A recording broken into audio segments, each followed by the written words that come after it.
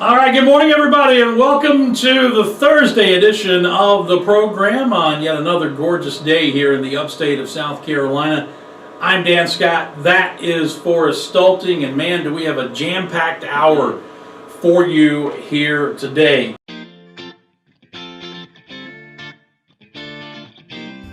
Hi, so I'm Forrest Stulting. I grew up in Greenville, South Carolina. I went to Greenville High School. When I graduated from Furman in 2016, I was a religion major.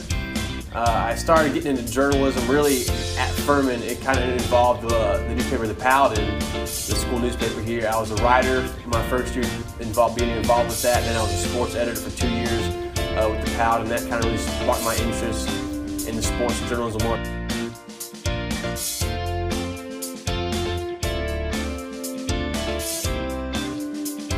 All right, so for the Dan Scott Show, I'm the co-host and co-producer for the show. My main duties are to come up with 3 things to talk about. They're called Forrest 3 Things, which really encompass most of the show. And those topics can range from local news to national news to Furman news. So we kind of get a broad basis of what we want to talk about, essentially. I also do a trivia question every day that ranges many different topics from Furman sports to Major League Baseball to whatever's relevant going on at the time. I also research on this date.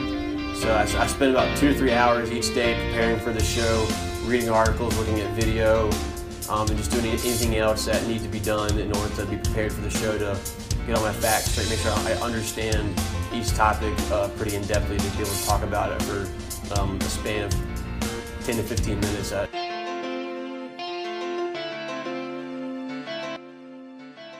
Yeah, I guess the biggest thing for me is just to slow down and just to kind of breathe and take each moment for what it is and not try to say too much in one sitting.